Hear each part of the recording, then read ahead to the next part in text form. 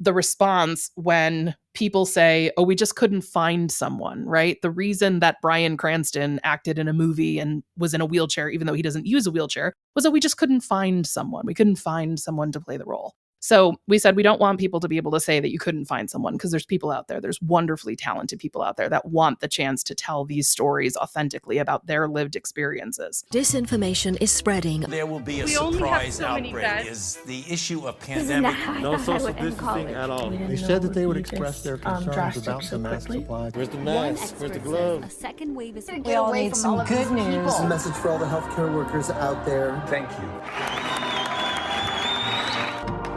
If you're looking for hope tonight, raise your hand.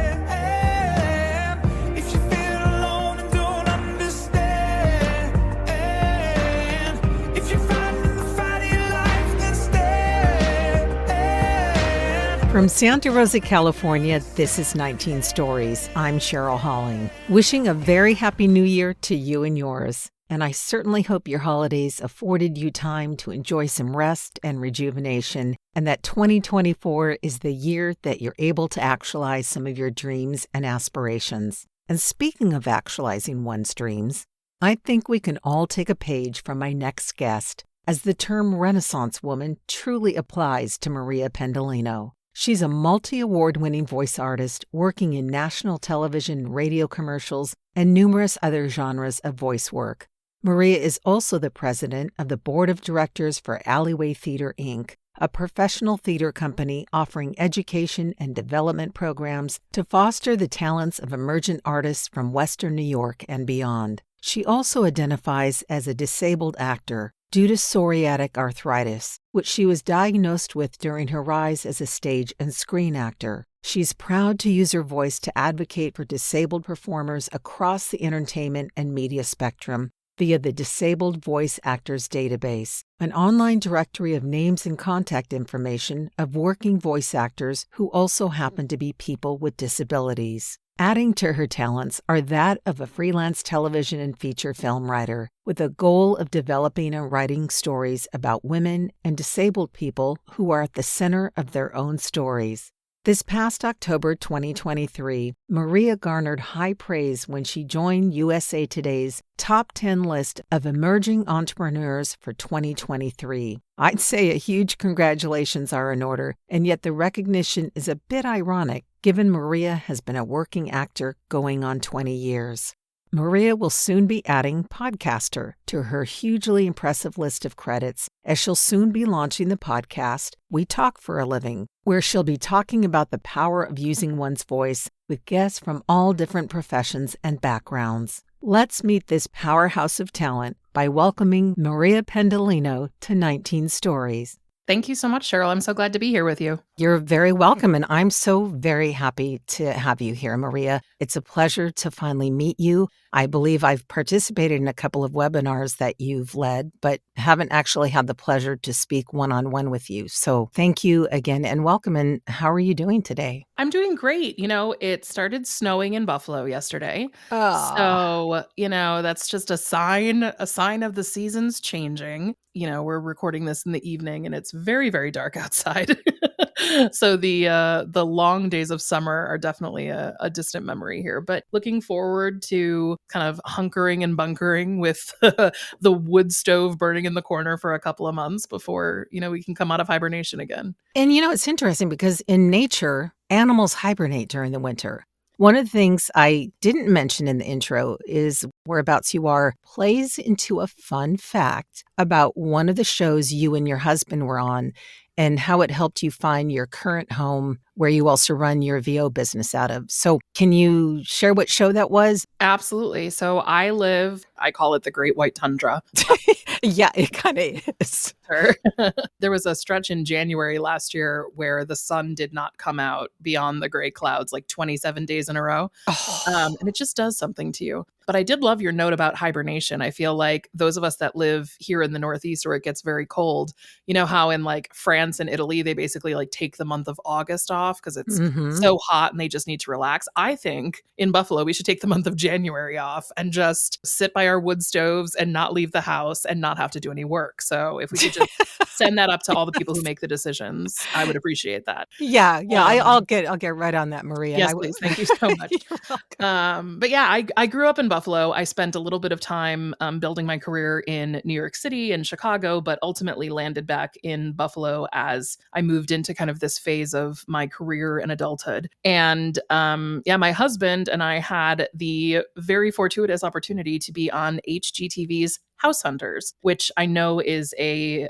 binge-worthy favorite of many. I know many people have kind of House Hunters and other shows like that, just kind of like playing in the background while you're doing dishes or something else. They're on like season like 178 or something. They produce Isn't that many of amazing? these. It's wild. amazing. Yeah. But yeah, the episode is called Battle Over a Basement in Buffalo. And I had been a big HGTV fan. I like a lot of the different properties that they have on that channel. And I really knew the formula. The formula is one person wants one thing, the other person wants something else. You can't possibly have both of those things, and that's why the show is entertaining. So when we were getting ready to buy a house, I looked at the casting sheet and it was like, you needed to submit a casting video, you know, each of you kind of like answering a couple questions and being the actor and the person who knows how to do these things. I kind of coached my husband. We taught to the test, if you will. So I was like, I'm going to say that I want everything new and modern and renovated and ready to go, which is true. Very true. And I was going to say, you're going to say you want a farmhouse with ghosts. And you want old and character and all the things that I don't want, which also is true. He loves history, loves old creaky things, whatever. So when we made our casting tape, as an on-camera actor, I have kind of a Muppet face. If you've ever been on a Zoom with me and I hear something that like is funny or I don't like or whatever, like I cannot hide my facial expressions. You wear it right on your face. I'm a heart on the sleeve kind of person. Yeah. So like, you know, when we were sitting there doing the video, like I talked about what I wanted and I was, you know, very animated and excited. And then he started talking about the farmhouse with ghosts and I was just like pouting and like looking very grouchy. So you were really playing it. Oh, absolutely. I watched it and I was like, this is gold. There's no way they're not picking us. And a couple weeks later, we got a call from a casting producer at Pytown Productions, which does House Hunters. And they were like, we'd love to do a phone interview with you, which I think is basically them just seeing like, are you crazy? Did you have to edit that video like 1,000 ways to Tuesday in order to get something usable? Or like, can you speak? So we did the phone interview. And then 2 days later, they were like, great, we're putting a director and a sound crew on a plane and they'll be there in 2 weeks. It was a really fun experience. It was really stressful at the time. At the time, I was like, this was a terrible idea. Because you know what you don't need when you're trying to like pack up and move and buy a house? You don't need a film crew following you around. And it's 5 full days of filming where you do like the house visits and they film you at your current house and then your new house. And then they film you doing things around your city and they get exteriors. So we were like walking in and out of the big famous theater in Buffalo. They had us eating chicken wings together, just all of these like quintessential Buffalo things. But it's like 9 to 5 for 5 days, spread out over a couple of weeks. They don't do it all back to back. But it's like, man, just forgot how much it takes to make a television show. Wow.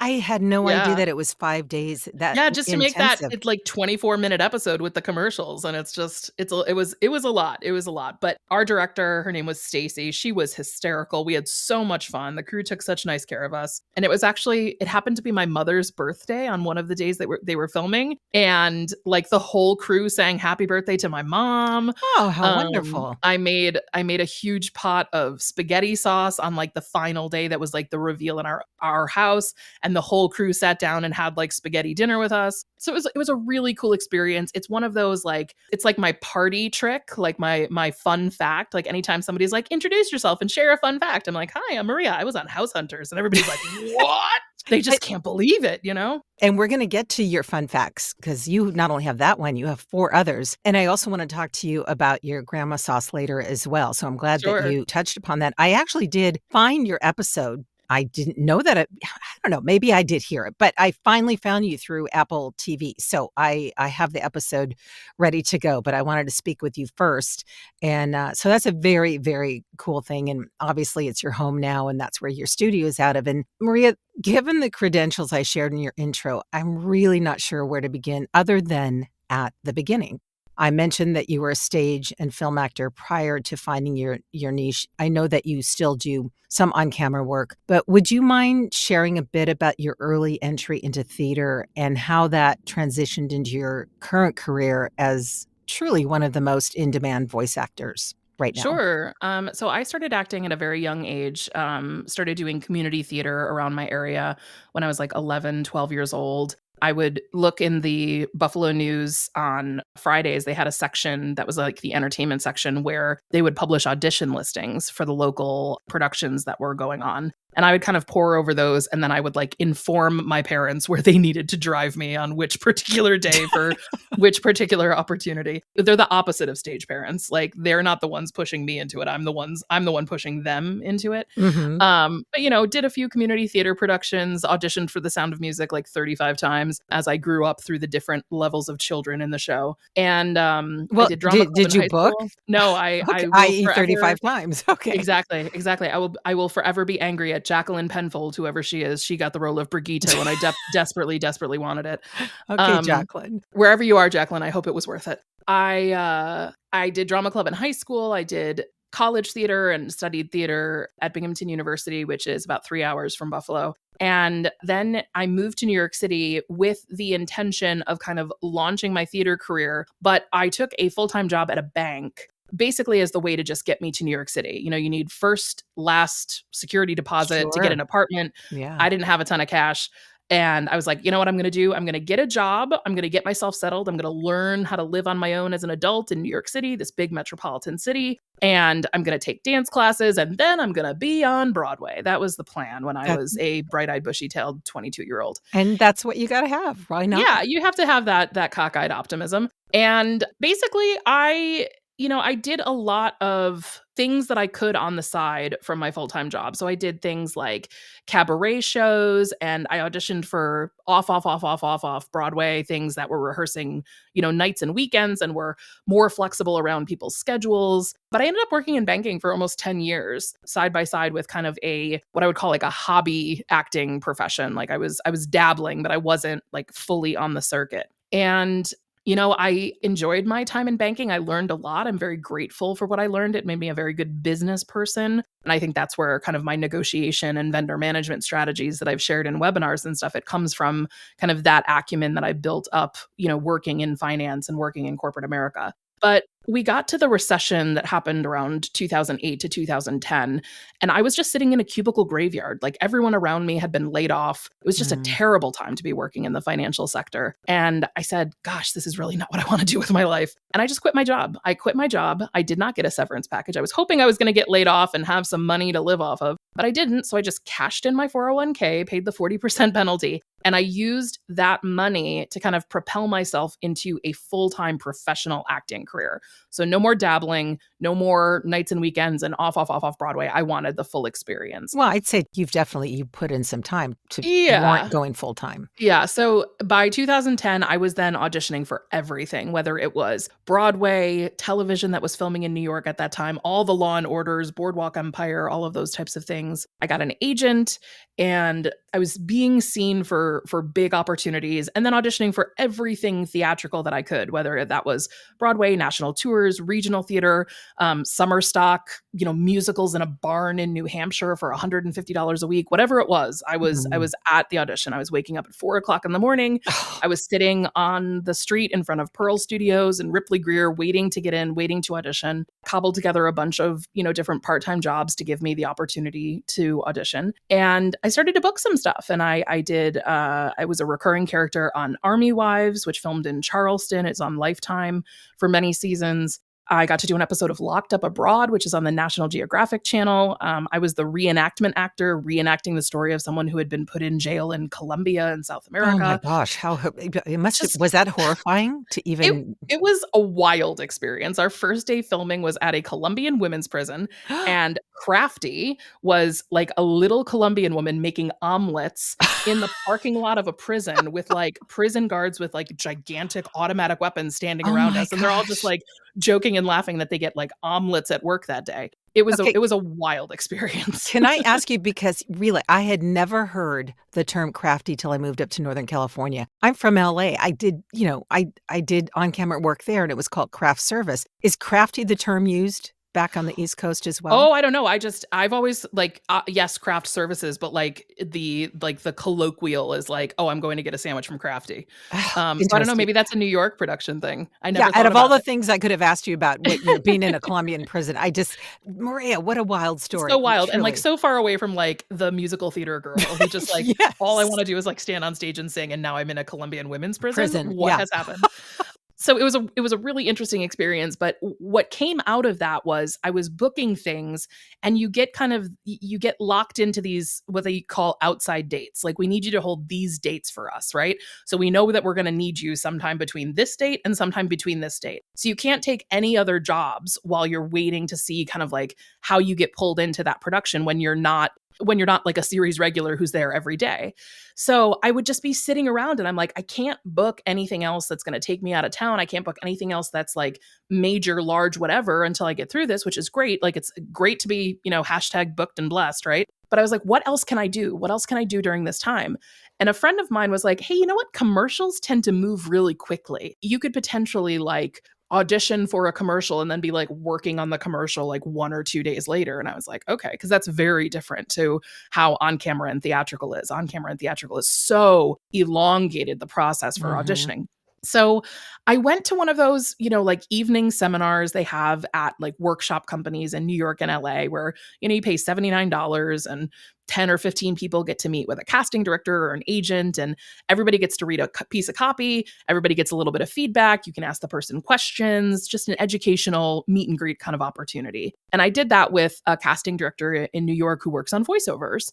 And I think I read like a piece of Verizon copy or something. And she looked at me and she's like, you are very sassy. I was like, yes, that's true. Great. I'm so glad you identified that. But I had a great time, and I went up to her after class and I was like, hey, if I really wanted to like do more voiceover, if this was something that I wanted to pursue, like what should I do?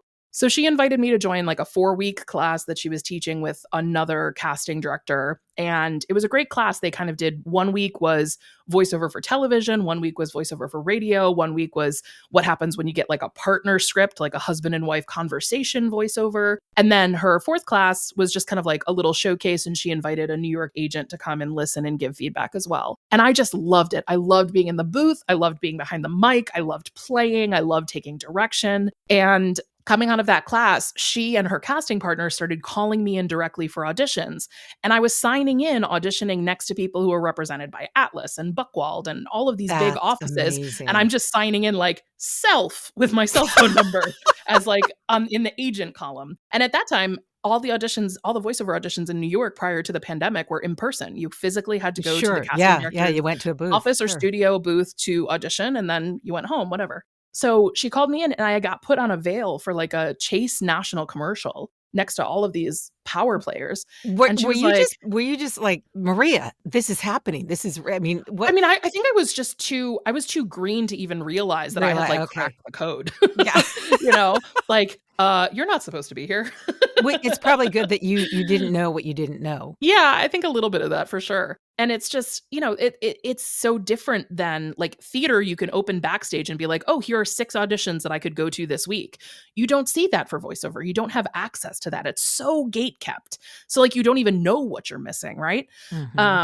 So after I got put on hold for this like big commercial, she was like, yeah, we think it's time that you got an agent because you should be auditioning for people besides us. Like, we're not the only game in town. So she actually set up meetings for me all over town and got me 3 or 4 different agent meetings. I ended up signing with an agent. And that was kind of the beginning. That was the beginning of me identifying as a voice actor and having that something in my toolbox. So I was doing that alongside the theatrical work, the on-camera work. And as my acting career was on the up and up, my personal physical health was on the way down with my psoriatic arthritis. So it got to the point where I was really having trouble walking and standing. So when we talk about doing on-camera work where you're on set for 18 hours at a time, Yeah. you're getting picked up by the van for hair and makeup at 4 o'clock in the morning. It's really hard on your body when you have something like arthritis. Even when you're So, healthy, it's hard. Yeah. A oh, lot of for people don't sure, for realize the long sure. hours. Yeah. Just wild. So, it got to the point where I was like, I really don't think I can be an on-camera actor dealing with the pain levels that I'm dealing with right now.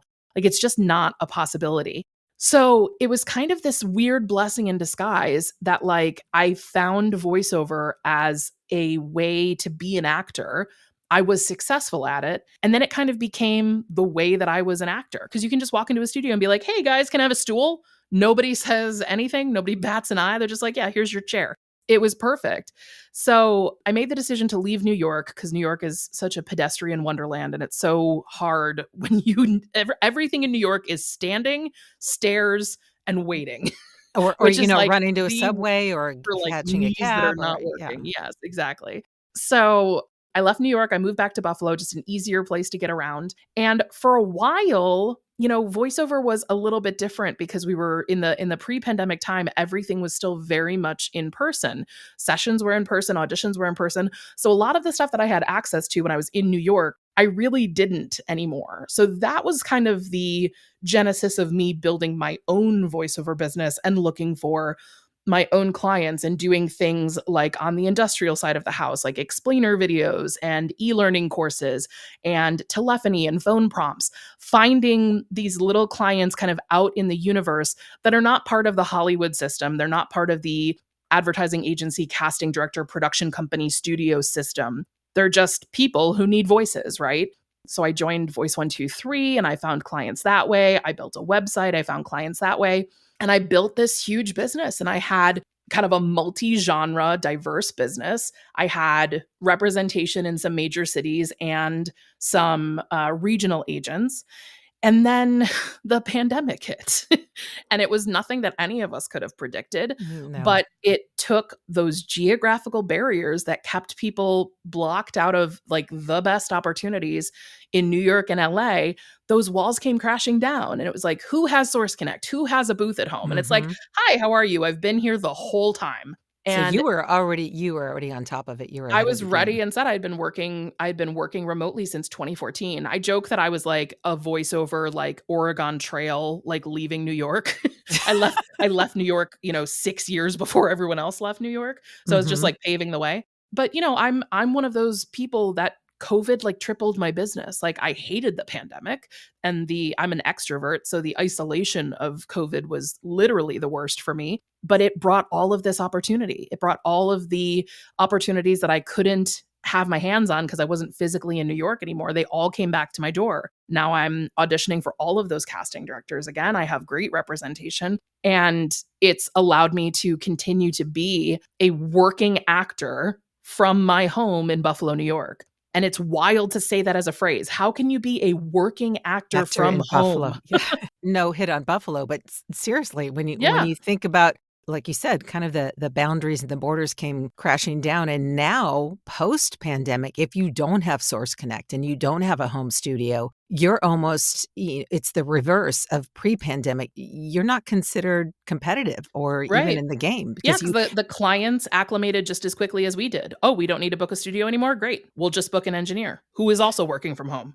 thank you for sharing about your psoriatic arthritis. I can only imagine going through that. The transition worked out in that you were able to continue being an actor and a very successful one. But many times when we experience something catastrophic in our lives, it makes us more empathetic and sensitive to others who may have experienced something, and in turn motivates us to help others facing a similar situation. So, with all that you've personally dealt with in living with your arthritis, how did you find the energy and focus to form the Disabled Voice Actors Database? And can you tell us a little bit more about it and how an actor with a disability might join it?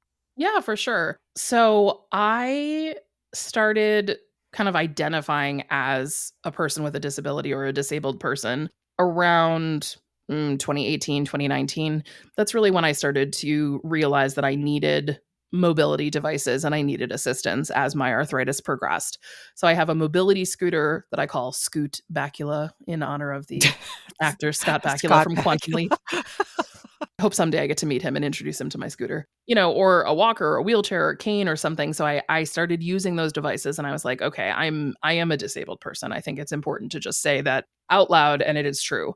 And a voice acting colleague of mine, Nick Germain, had started like a little Google Doc database of people with disabilities so that folks who were doing casting who were looking specifically for an actor that might have a lived experience with a particular disability or a condition or a disease or something, so people could be found. And I reached out to him and I was like, hey, do you want help with this? Could we turn this into something that like really takes it to the next level? One of the challenges was it was just an open Google Doc, so people could just write whatever they needed to write in there. Mm-hmm. So from a search perspective, if somebody wrote wheelchair user and then someone else wrote mobility chair user or something, they wouldn't come up together if someone was just searching wheelchair, right? Yeah. So I said, what if we kind of standardized this and used it in more of a database format?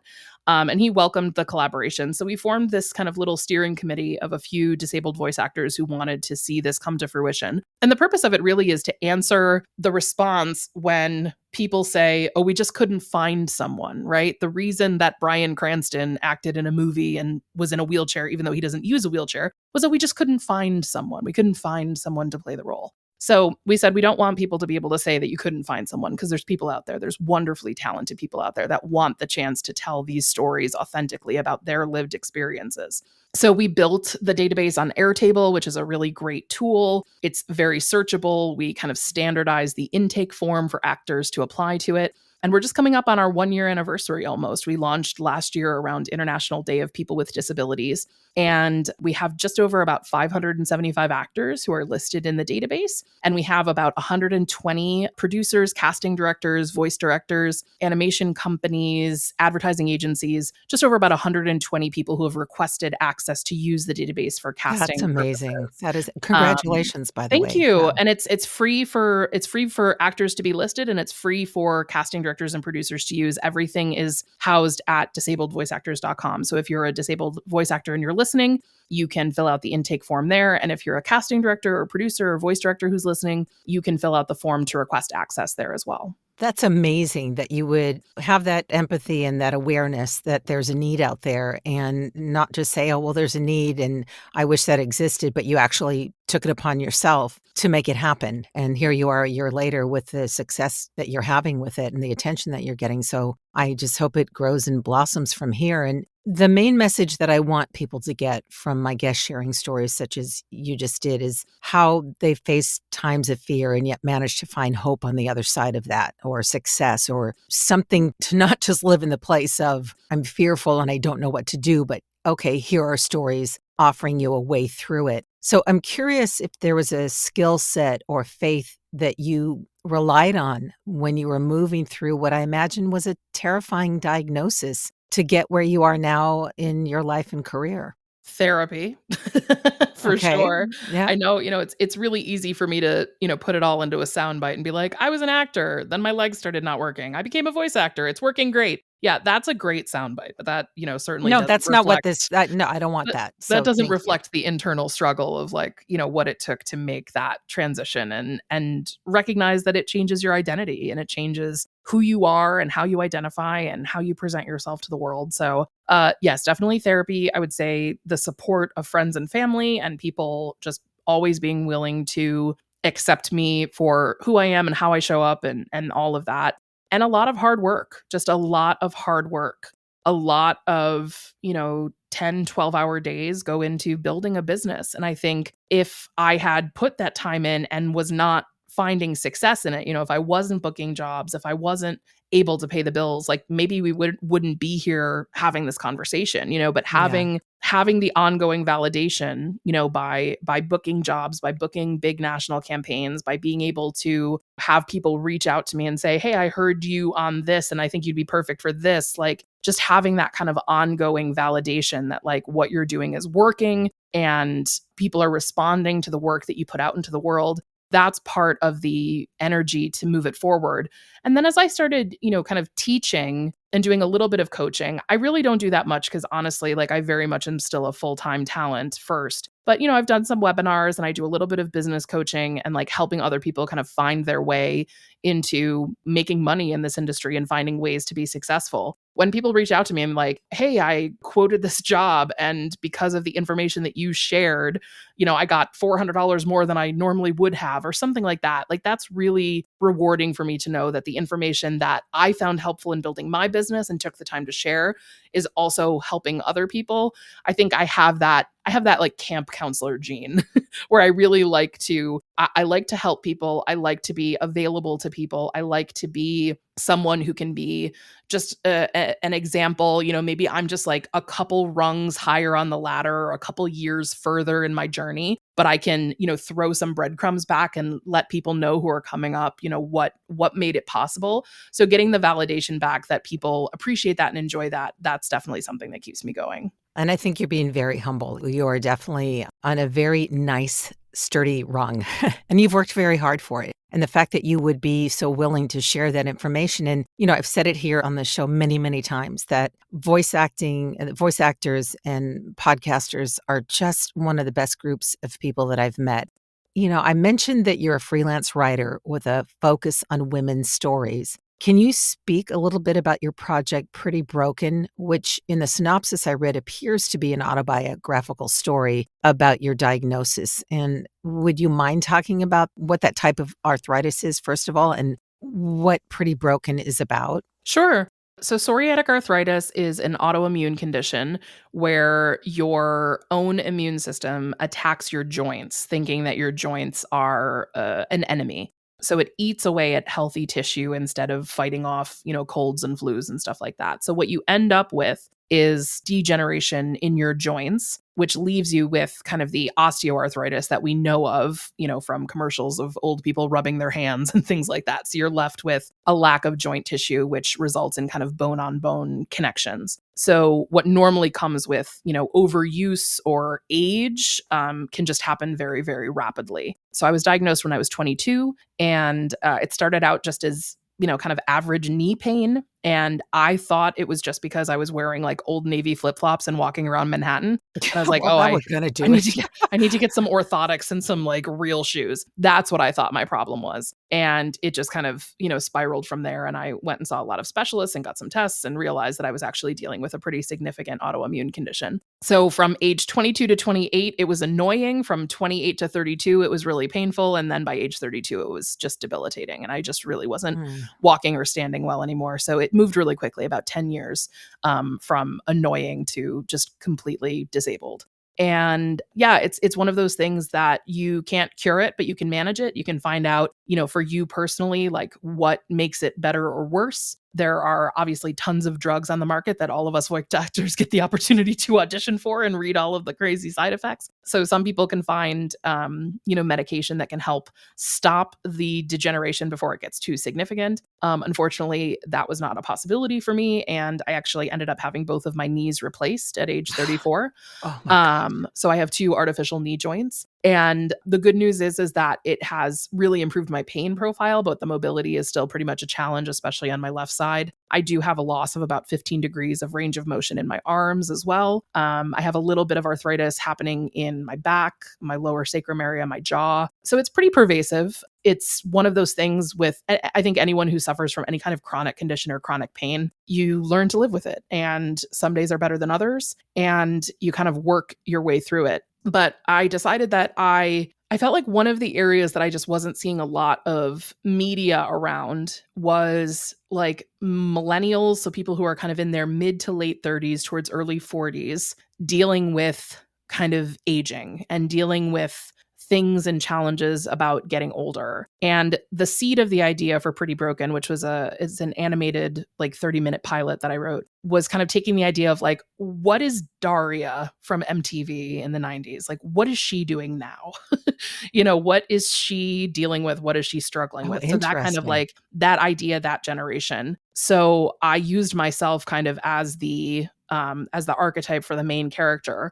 So what happens when someone who is in what they think is the prime of their life, and they're, trying to build their career, and they're looking for love, and they're trying to do everything right. What happens if their health starts to go, far, far earlier than they would have expected or would have predicted? So this was, I think, the first year of the pandemic in 2020. I took a script writing class out of Los Angeles that normally would have been an in-person class, but they started offering it on Zoom because of the pandemic. So it was like another weird benefit of the pandemic, that you get access to things that you previously wouldn't have had. Sure. So I took a class, and I was a creative writing major in college, but I mostly focused a little bit on playwriting and a little bit on poetry. But screenwriting specifically for television or film was kind of new to me. So I took this class and started working on it, and I entered it in a couple of online script competitions and made it to like the quarterfinals or semifinals of something.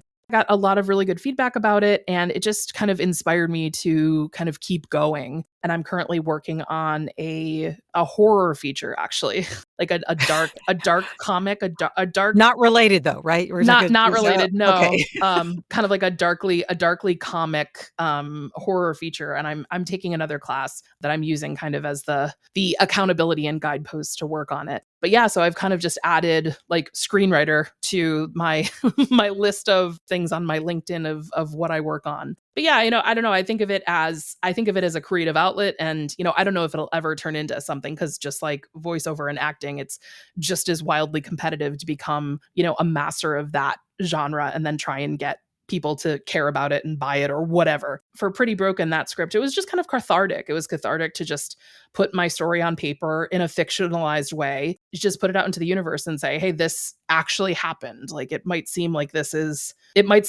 far-fetched, but this actually happened. Thank you for sharing that. And, who knows, Maria, you were so successful with your voice acting and your entry into it. You might have someone read one of your scripts, and next thing, you're not available for doing any VO because you're working on a film.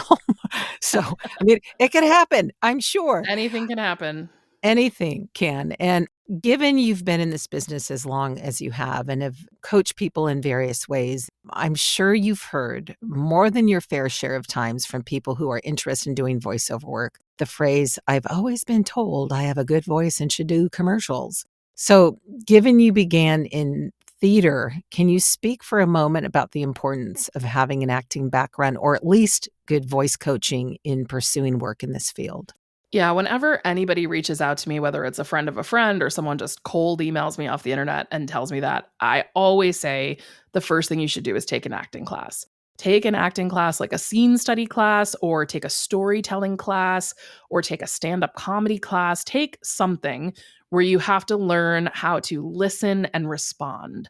Because until you learn how to live truthfully in imaginary circumstances, which is what we do every day in voiceover, you will not sound like you know what you're doing. You will sound like you're reading. And no one wants to listen to someone who sounds like they're reading. They want to hear the words come to life. Even if it's a 15-second toothpaste commercial, you have to bring it to life. You have to create the world that is existing in that 15-second script to make anything that you say sound believable. So I always recommend that. And you have to learn how to take direction. If you want to work in this field, you have to be ready to be in a 2-hour session where people are going to direct the nuance of where you breathe. And you have to be able to understand what they're asking you to do. And if they ask you to make it more warm or more quick or more whatever, you need to be able to synthesize that direction in your body and actually generate something different. You need to be able to read the words in a different way.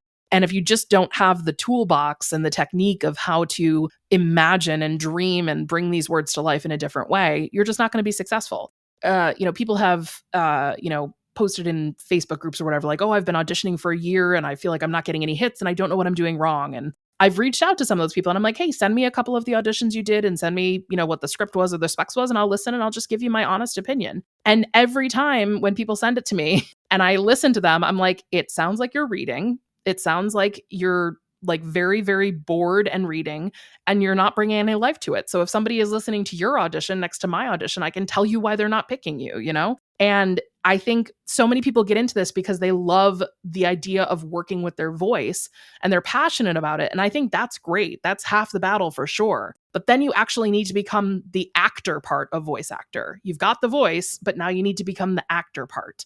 And I think that's what a lot of people forget about. They get really wrapped up in which mic I should buy and how do I create a booth and what about my branding and I should get a website and all of this stuff and I need to make a demo. And they forgot to become the actor part of voice actor first.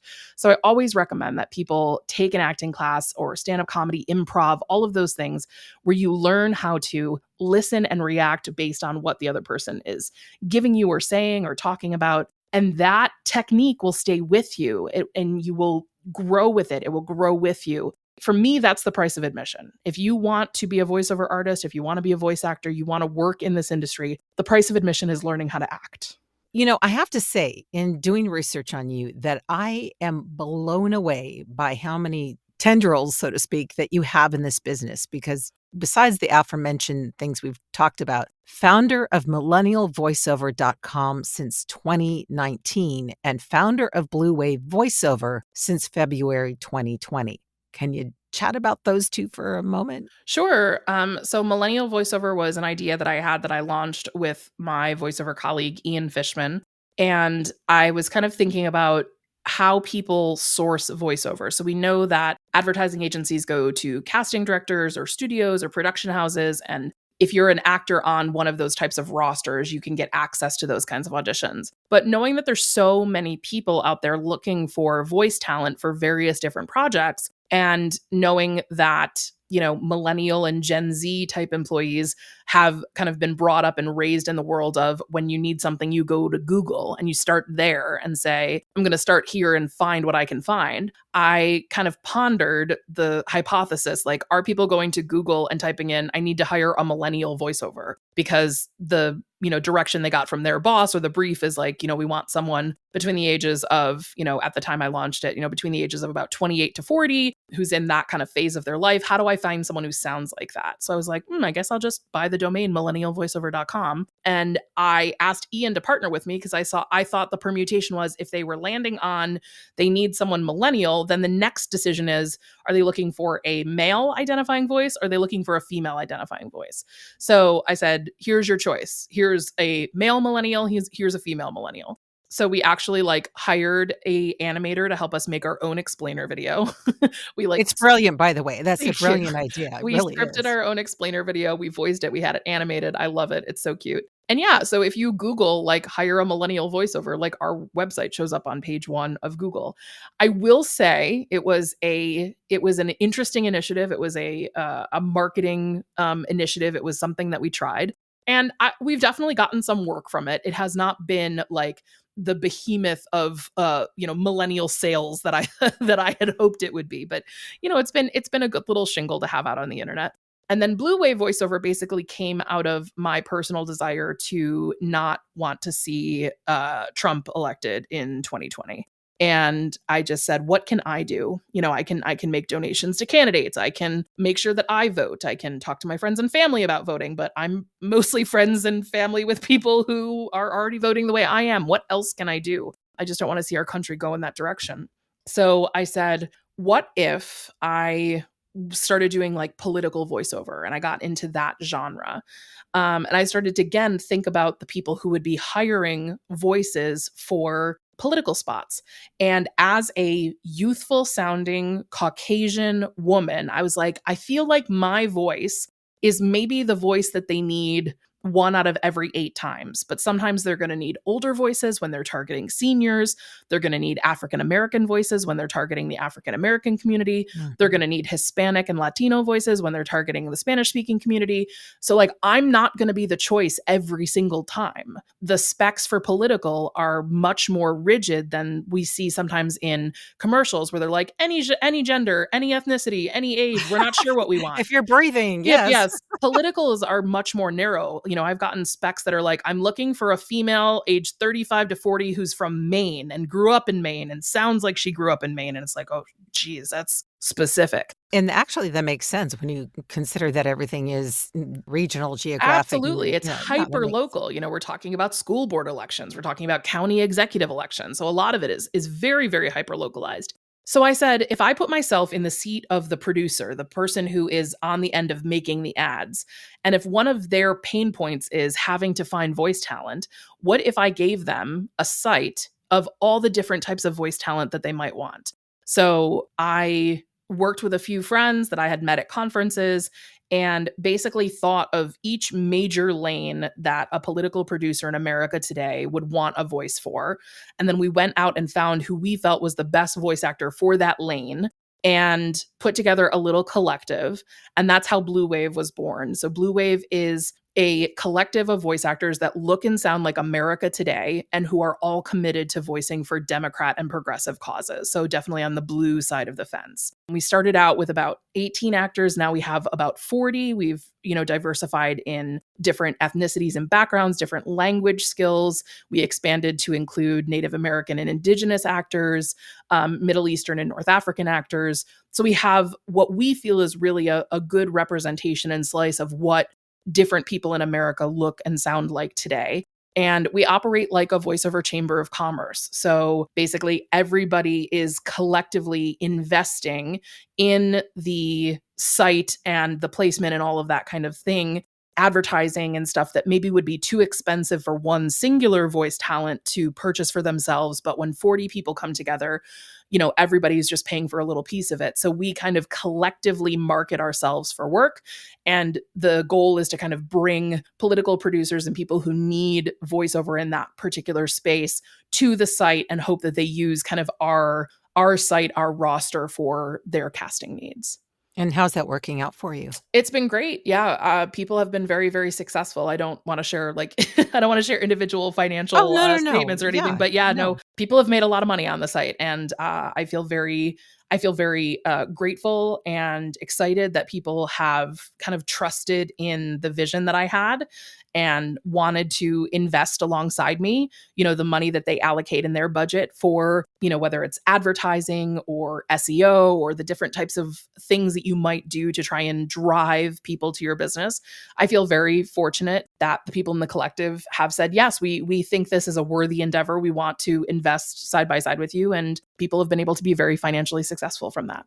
Once again, seeing an opportunity, seeing a venue where you could not exploit. And exploit seems to have a negative connotation, but I don't mean exploit in a bad way. I mean, you saw a need and you fulfilled it. And again, I'm just kind of blown away going, how on earth do you fit all of this in? But you're Maria. Let's chat about 5 fun facts about Maria. And we talked about HGTV House Hunters. Tell us about the other 4 fun facts that you like to share. Oh my gosh, you're putting me on the spot to remember what my 5 fun facts are. Okay, I was on House Hunters. I have 4 tuxedo cats, 2 Scoops, Nellie, Motzi, and Panini. So I have 4 black and white cats that all match.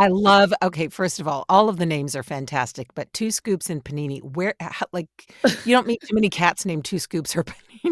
But I mean, besides your Italian, where does the 2 Scoops and Panini come from? 2 Scoops is my husband's cat. He actually adopted her before we met. And he said when she was sitting in his hand, when she was a kitten, when he held her in his 2 hands, when she was like curled up in a ball, she looked like 2 scoops of ice cream. Oh, okay. So that's how 2 Scoops got her name. And then Motzi is short for mozzarella. So her full name is mozzarella cheese, but we call her Motzi. That obviously is a nod to the Italian heritage. Right. Same thing about Panini. We call her full name is Panini Sandwich, Sangwich. And we just call her Panini. And then Nellie was the cat that I adopted prior to meeting my husband. And her full name is Nellie Country Grammar, a nod to the rapper Nelly. And that was actually her name at the shelter. And when I met her, I was like, oh, she seems like a Nelly. Like that just seems like her name. Kidding. So I actually just kept her shelter name. And then her name, that's amazing. Okay, so we've talked about the House Hunters. We've talked about your cats. Third fun fact is when I was in high school, I had the opportunity to study abroad. We had a school exchange. So my high school was partnered with a high school on the Isle of Anglesey in Wales in the UK. And basically, a group of students would come over to America in the fall and stay with us for 3 weeks. And then the group of students that hosted the Welsh students, we went over to Wales for 3 weeks in the spring.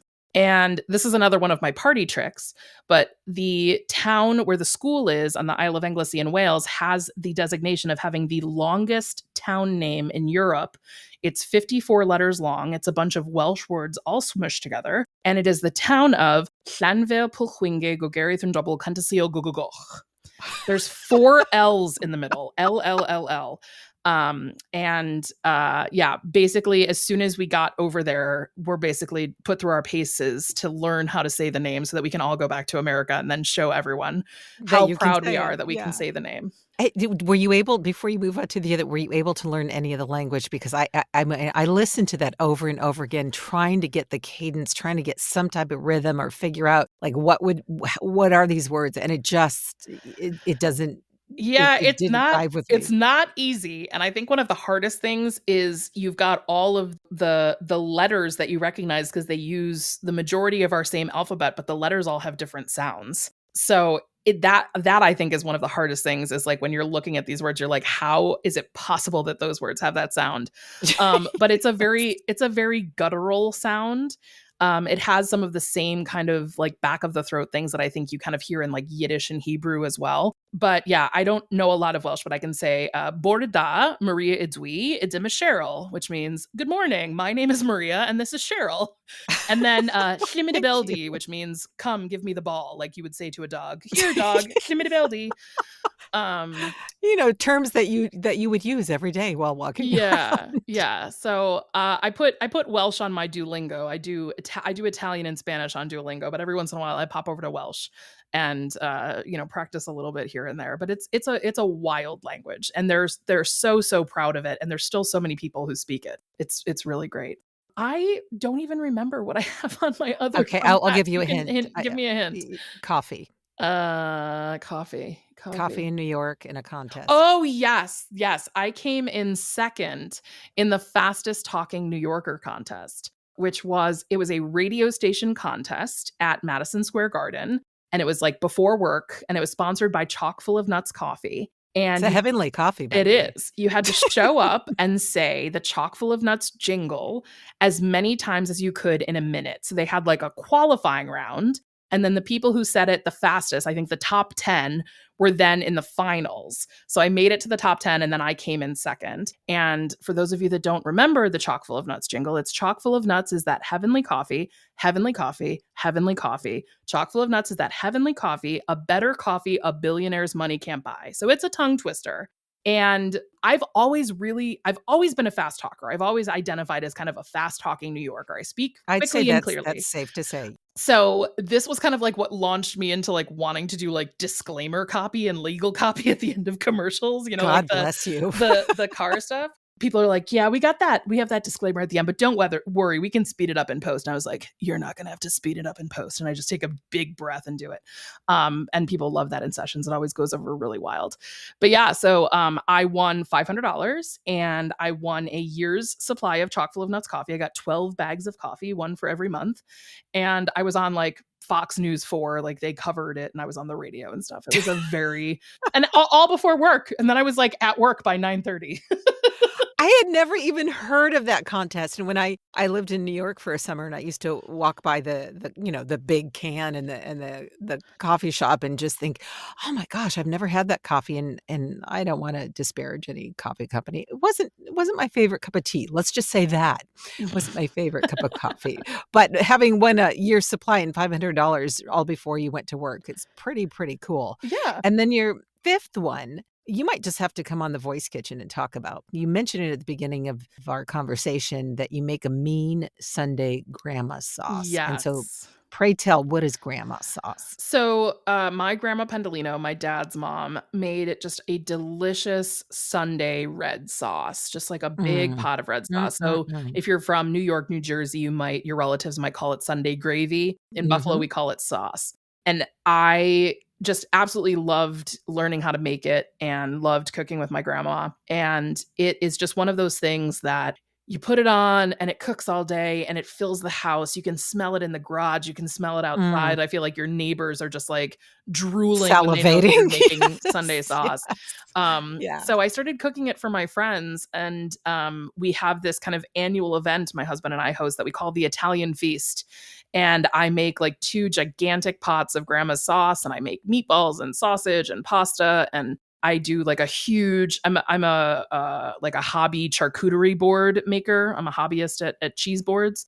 Oh So we my. have a big island in our kitchen. I make like a gigantic cheese board with lots of cheese and crackers and salami and all sorts of cured and smoked meats. And we just invite everyone over for spaghetti. So it's a big tradition, and I just absolutely love making it. And I actually, if you're interested in making grandma's sauce, I have the recipe linked on my Instagram. So if you go to my link tree on my Instagram, I have a PDF of the recipe there ready for you if you want to try it. You know, you might just have to come join the Voice Kitchen and talk a little bit more about it, but you've certainly sold me on it. It's interesting that you talked about the difference between sauce and gravy, because our episode is airing in January, but the episode of the Voice Kitchen that just aired in the end of November, I was talking with Anne Lucente, the difference between gravy and sauce. So, Maria, what makes you hopeful with everything going on? I mean, it's easy to think, oh, your career, your cats, this. Is it that something else? What makes you hopeful? What makes me hopeful? I think, yeah, just having a great group of friends and a great supportive family, and just being able to live happy and healthy, in a crazy world. Like, we live in a crazy world. Mhm. But there's still so much good happening. And I think there's a person on TikTok and Instagram who does news reports, under the desk news. Their name is V. They live in Rochester, actually not too far from me. But they do a section on Thursday of their news reports, banana shirt news day, where they only share good stories. And I feel like there's still so many stories about mutual aid, neighbors helping neighbors, people showing up for other people. There was just this story in Dublin where, a kid stepped in to like stop a knife fight, and people started like a GoFundMe, and they raised like $300,000 for these good Samaritans who stopped in to help. And it's like, when you see stuff like that, you just realize that like it's not all bad. The news cycle makes us think that we're living in like the literal apocalypse, but at the end of the day, it's not all bad. There's still a lot of good happening in the world. And I think when you look at just your close inner circle and you kind of forget about the rest of the wider world, if you're surrounding yourself with good people, I think that is a great way to wake up every day.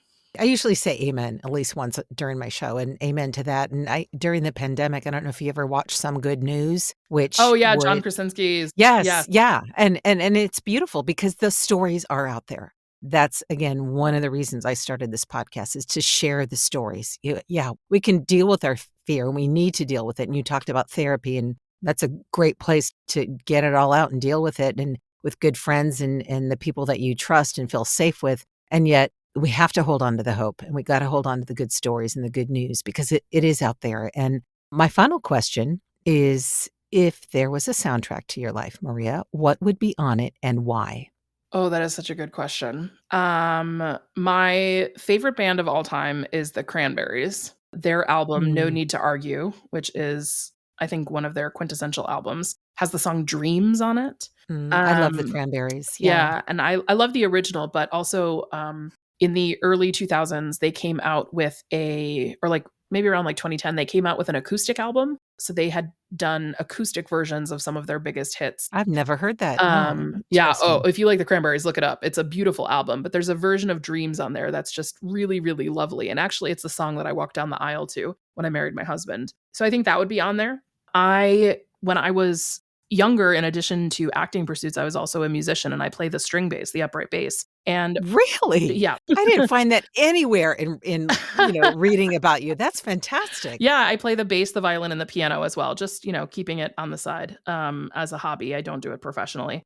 And I was in like youth orchestras and all county, all state orchestra and things like that. And a piece that we played often is Holst's Planet Suite. And one of the chapters of his Planet Suite is a song called Jupiter, Bringer of Jollity, which I absolutely love. It just has this like really beautiful soaring strings and French horn and things like that. That song always brings me a lot of joy on the classical side of things. I love kind of all of the female singer-songwriters of the Lilith Fair generation. So your Sarah McLachlan's, Emmylou Harris, Sheryl Crow. I love Sarah Bareilles, Ingrid Michaelson, kind of the easygoing like piano storytellers. That would definitely be on there. I'm a kid of the 80s and 90s. So like the Counting Crows, Dave Matthews Band, like big kind of like stadium summer festival kind of acts bring me a lot of joy. I got a lot of Whitney Houston on my cardio playlist. Oh, that's so interesting because Dave Walsh was a guest and we spoke about I Want to Dance with Somebody. And Yes, you know, he was like, if you can't get up and dance to that, there's something wrong with you. So, absolutely. yeah. Absolutely. You know, I'm a fixture at karaoke. I love a good Total Eclipse of the Heart. Take My Breath Away, Berlin, you know, other 80s and 90s big hits. Celine Dion's song, It's All Coming Back to Me Now, that like epic song with Mhm. big music video. Yeah, where she pounds her chest. Well, she Yeah, does that a lot in a lot of her videos, but yeah. that one in particular. Yeah, I Yeah. think those would be some of my top hits on my soundtrack. Very eclectic. So apropos for you, Maria Pendolino, voice actor extraordinaire, because of the fact that you do have so many different things that you are a part of and are selling at. And I thank you for taking the time to share a bit of your story with me and my listeners today. And I know that any given Super Bowl, you have at least several, if not more, spots running. So I'll keep an ear and eye peeled for which ones you'll be doing this year. And until we have a chance to talk again, is there anything else that you would like to share or that I didn't ask you that you would like to mention? No, I had a great conversation. Thank you so much for having me. It was truly a pleasure. The pleasure was mine, really. Thank you so much. And until we meet again, I hope that you have a 2024 that is filled with continued health and happiness, Miss Maria Pendolino. Thank you. And to you too, Cheryl. Oh, my life is changing every day in every possible way. And all my dreams. I'd also like to thank the following news outlets for the use of their clips: BBC, PBS, Now This, UNESCO, and Some Good News. I especially want to thank Joel and Luke Smallbone, otherwise known as the Group for King and Country, for allowing me to use an excerpt of their song Together, which could not be a more hopeful and inspiring song for such a time as this. Finally, I'll leave you with the following from Proverbs 23:18. Surely there is a future, and your hope will not be cut off. Thank you again for joining me today. Feel free to offer feedback or a story idea at 19stories@soundsatchelstudios.com, via Instagram at Cheryl Halling VO. I look forward to sharing more stories on the next episode of 19 Stories from Fear to Hope. Until then, stay healthy and hopeful. Dangerous. Together with our differences, together we are bolder, braver, stronger.